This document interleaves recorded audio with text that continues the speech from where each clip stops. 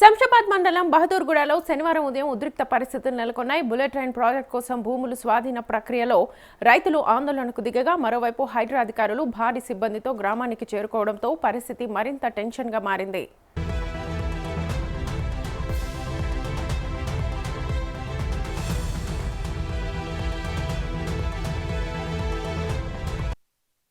గత 5 రోజులుగా భూముల అంశంపై రైతులు నిరసన కొనసాగిస్తున్నారు. తమకు సరైన హామీలు ఇవ్వకుండా భూములు తీసుకోవద్దని వారు డిమాండ్ చేస్తున్నారు. పరిహారం, పునరావాసం, భవిష్యత్ భద్రతపై స్పష్టత వచ్చిన తర్వాతే భూముల స్వాధీన ప్రక్రియను చేపట్టాలని రైతులు పట్టుబడుతున్నారు.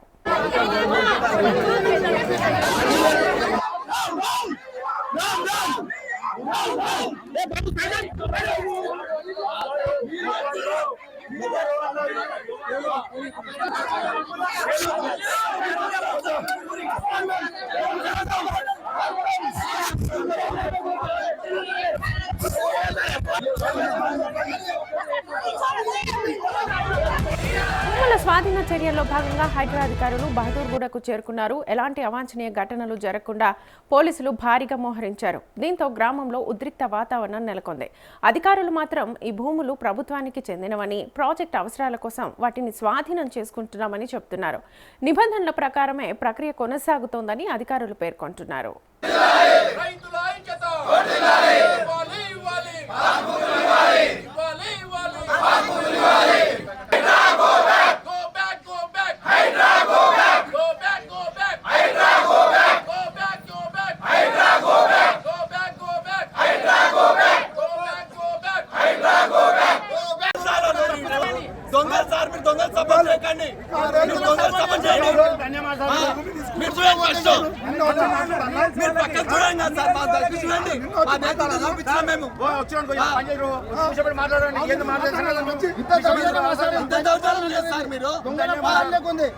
రెవెన్యూ డిపార్ట్మెంట్ టోటల్ దొంగలు. నువ్వు దొంగలు సపోర్ట్ చేస్తున్నారు. మీరు దొంగలు సపోర్ట్ చేయకండి. మేము న్యాయపూర్వకంగా ఉన్నాం. ఆవేశం కాదు సార్.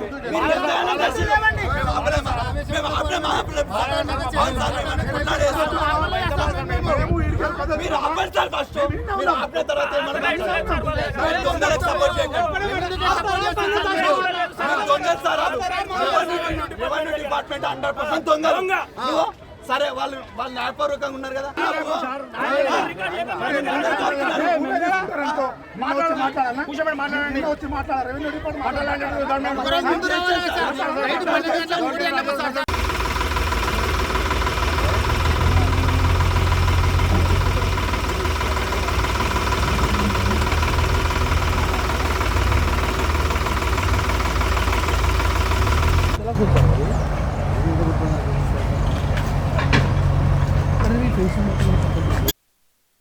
మరోవైపు రైతులు మాత్రం తమకు ఈ భూములపై హక్కులున్నాయని చెబుతున్నారు. తమ వద్ద భూములకు సంబంధించిన పట్టాలున్నాయని, ఎన్నో ఏళ్లుగా సాగు చేసుకుంటూ జీవిస్తున్నామని వారు అంటున్నారు.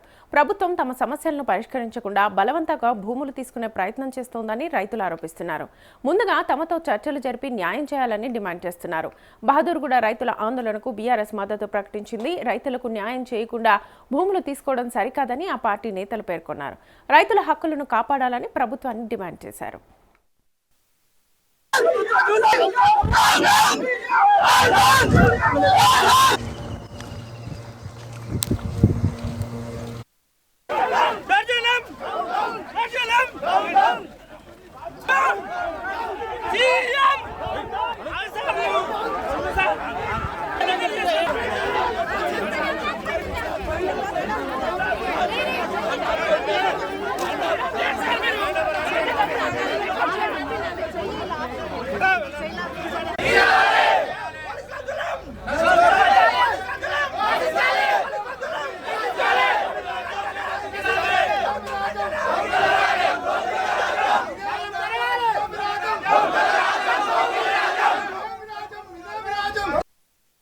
బుల్లెట్ ట్రైన్ ప్రాజెక్టుకు అవసరమైన భూముల సేకరణలో భాగంగానే ఈ వివాదం తలెత్తినట్టుగా తెలుస్తోంది.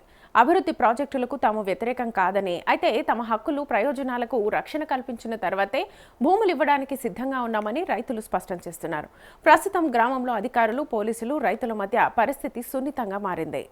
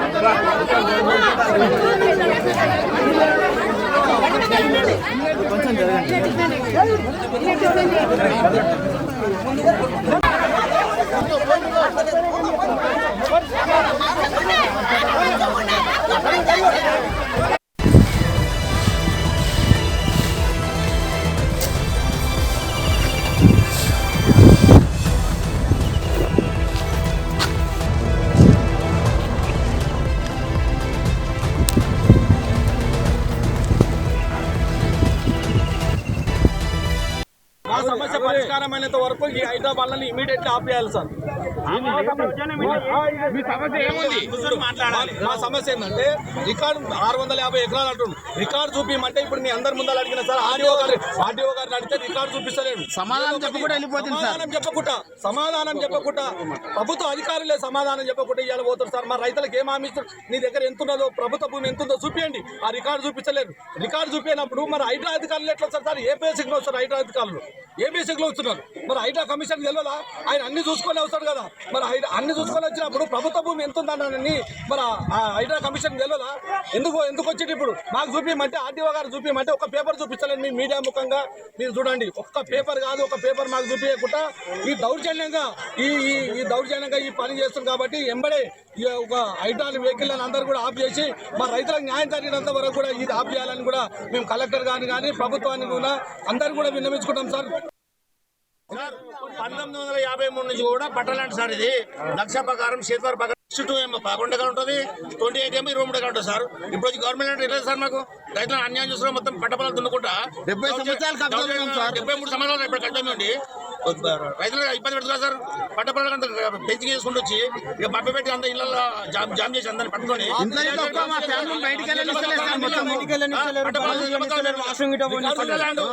మీరే గవర్నమెంట్ మీరంతా మీరు లక్ష్మీపేట కాలంటారు. అదే లక్ష ప్రకారం చేస్తున్నాం. మళ్ళీ ఇప్పుడు లక్ష్మీపేట కాదు సార్, కాయలు చింపేయండి. ఏం